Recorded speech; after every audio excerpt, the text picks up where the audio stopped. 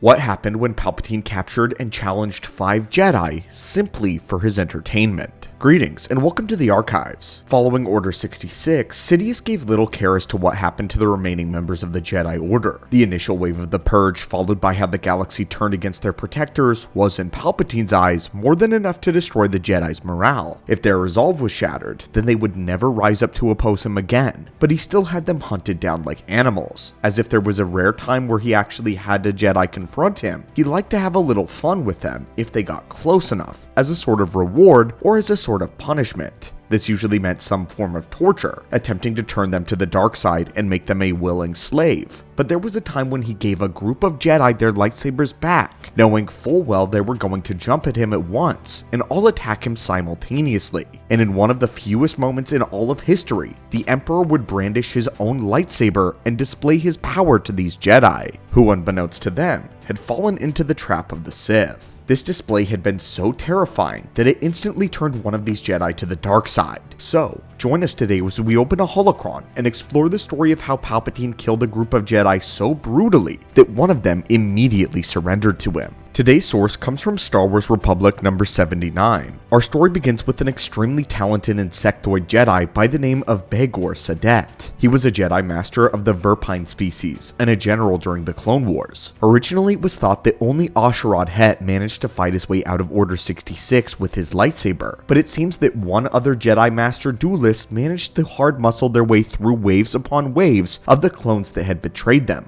cutting each one down until he stood atop a pile of his friends' bodies. This would be Master Sahdett, who through sheer skill surgically sliced his way out of the Jedi Purge while trapped on the forested world where he had been stationed. Sahdett had been one of the Jedi Order's premier duelists by the era of the Clone War, and it was said that he could outduel any average Jedi when it came to the blade. He would immediately go on the run following the Purge, but unfortunately, he would end up getting captured by the Empire, but not executed directly. Palpatine had a different plan for him. Our story begins with the book Dark Times, A Spark Remains number 3. For an unknown extension amount of time, the Jedi Sahdett and 4 other captured Jedi were beaten and starved by Imperials. Yet, their hope held out, as they knew the Force would eventually provide them a chance at freedom, or so they thought. However, the part of the Force which extended this offer was not the light side, but the dark. The 5 Jedi were eventually brought before Emperor Palpatine himself, as they were utterly stunned by this and forced to their knees.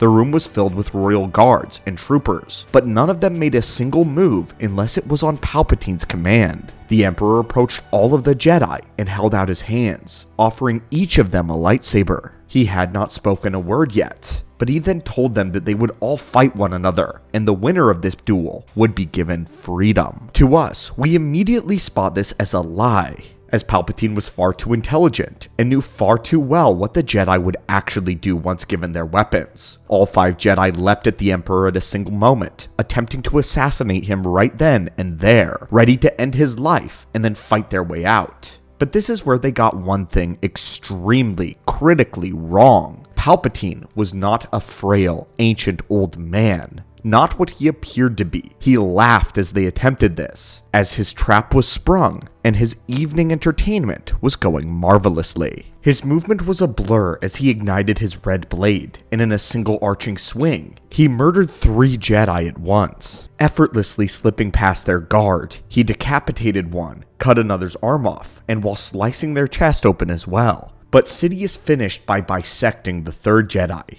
Sahdett recalls this memory by saying that never in his life had he seen such skill, such speed. He had given them hope, and then Palpatine had snatched it away. The Jedi Master states that inside, the Emperor is a coiled fury of limitless rage, describing him like an eternal fire, striking like lightning, a crushing ocean of hatred. No one could withstand him.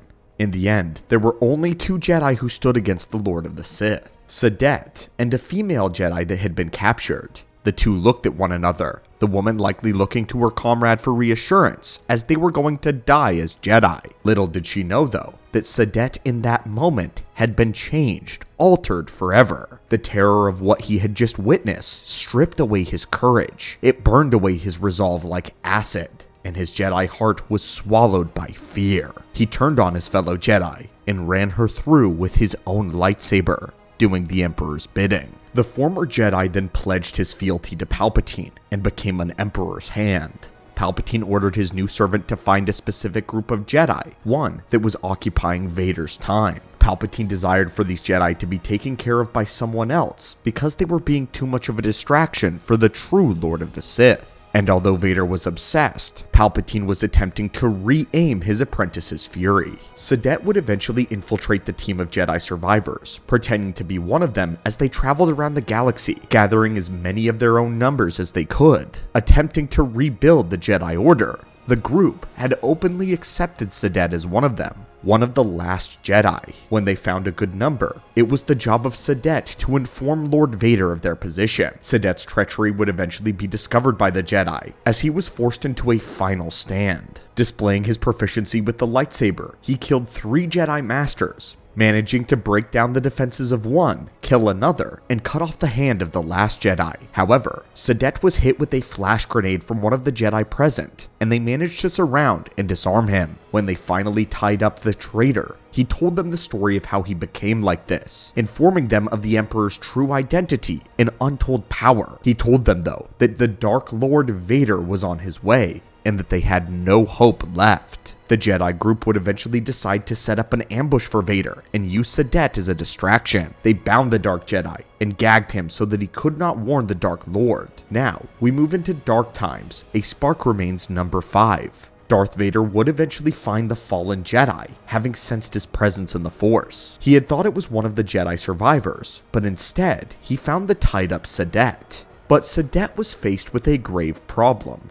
Darth Vader had been given no information on any such fallen Jedi, and the Dark Lord was unaware of Palpatine's mission.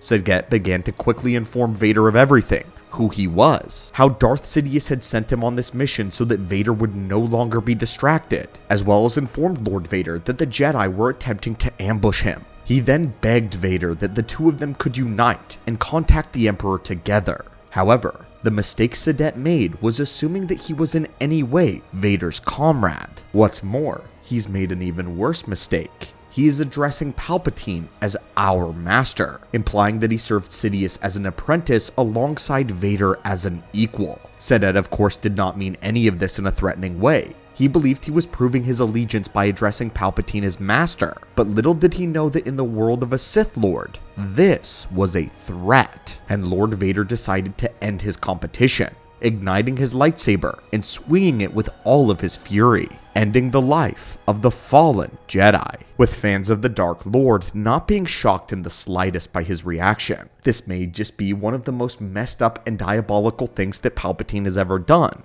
It's far from the worst, but it's one of them. As a side note, we do have a video coming out on what I believe is the single most vile act Palpatine ever committed, so stay tuned for that. But killing the resolve of the Jedi is bad enough, but doing it so that it instantly makes him lose all hope is even worse. The way Sidious so easily dispatched all of Saddett's friends after beating and starving them was depraved. He didn't even use the Force on them, but rather his lightsaber, after he armed them with lightsabers of their own. We are beginning to learn about Sidious that the truth is that Sidious does not use his lightsaber unless he is trying to prove a point. This example is no different. The fact that Sidious even had his lightsaber on him at the time proved that he planned the entire thing. His speed, fury, and precision was so shocking that it jarred one of the Jedi Order's finest duelists, a man who cut his way out of Order 66, and it completely broke him. And in the end, the Jedi Master Sahdett proved to be nothing but a tool, one of Palpatine's brief servants. But now, I turn the question to you. Do you sympathize with the Jedi, Beyghor Sahdett? Or was he a coward? And did he die like one? Again, stay tuned on the channel as we recently uncovered more of a treasure trove of Palpatine lore and some of the most depraved things he has ever done. So if you're interested in more Sidious lore, subscribe to the channel. But as always, my friends, thank you so much for visiting our archives, and may the Force be with you.